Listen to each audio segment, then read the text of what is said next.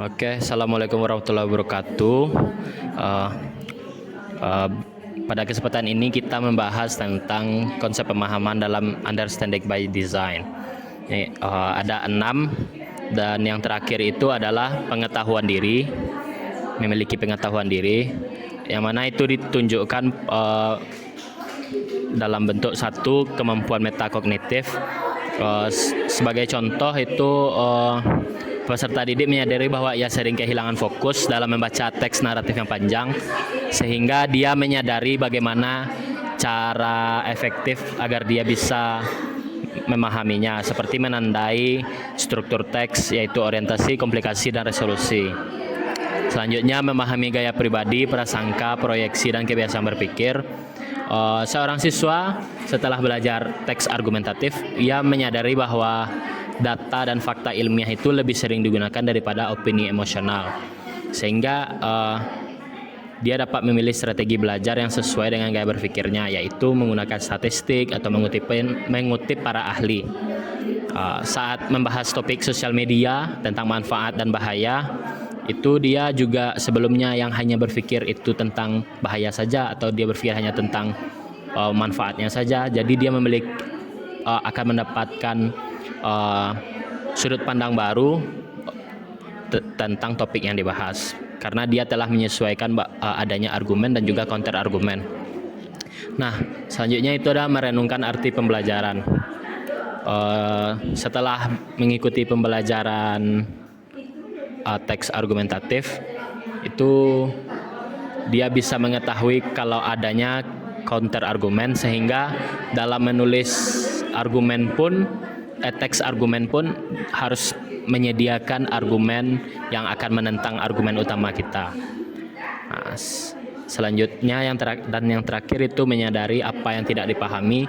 Jadi setelah memiliki kemampuan pengetahuan diri, dia menyadari apa yang dia tidak pahami, seperti dalam membaca teks naratif, ia kesulitan membaca karena ada penggunaan verb dalam bentuk kedua yang digunakan dalam past tense.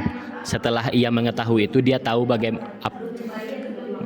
mungkin dia mulai belajar bentuk-bentuk irregular verbs atau jenis-jenis verb yang menggunakan akhiran id atau regular verbs.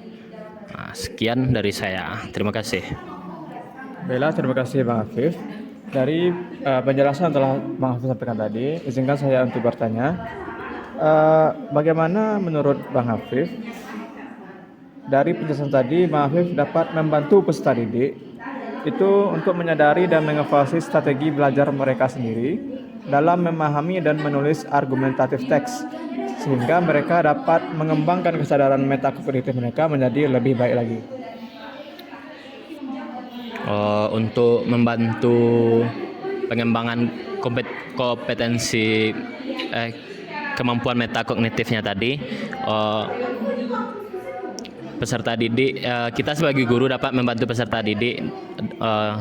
Coba kita bawakan contohnya menulis teks argumentatif. Jadi kita bisa bantu peserta didik untuk membuat outline-nya terlebih dahulu ketimbang langsung menulis teks utuh. Di dalam outline itu kita jelaskan bahwa adanya struktur dalam menulis teks argumen, yaitu orientasi, thesis statement, argumen 1, argumen 2, argumen 3, dan counter argumen, lalu kemudian conclusion atau reiteration. Nah, jadi di sana kita bantu mereka bahwa ada tahapan yang harus dicapai sehingga akan menyediakan hasil tulisan yang sempurna.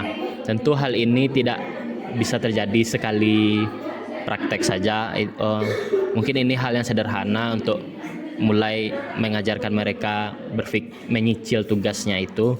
Namun hal ini dibutuhkan proses yang berulang sehingga mereka akan berkembang lagi kemampuan metakognitifnya.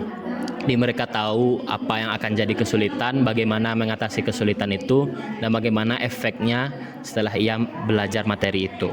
Sekian. Terima kasih Bang Afif. Sampai sini sudah dapat memahaminya.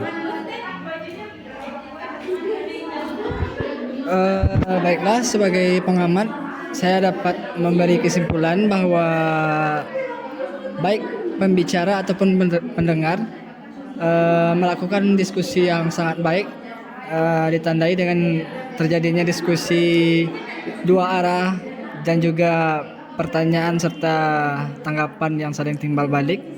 Kemudian di sini kita dapat simpulkan bahwa dalam konsep pemahaman UBD ini kita dapat menyimpulkan bahwa tentang pengetahuan diri di sini terdapat beberapa indikator. Yang pertama itu pengetahuan metakognitif atau kesadaran metakognitif, memahami gaya pribadi, prasangka, proyeksi dan kebiasaan berpikir. Kemudian mampu merenungkan arti pembelajaran dan pengalaman. Artinya di sini peserta didik mampu melakukan refleksi atas dirinya sendiri. Mungkin sebagai pengamat sekian yang dapat saya sampaikan. Terima kasih.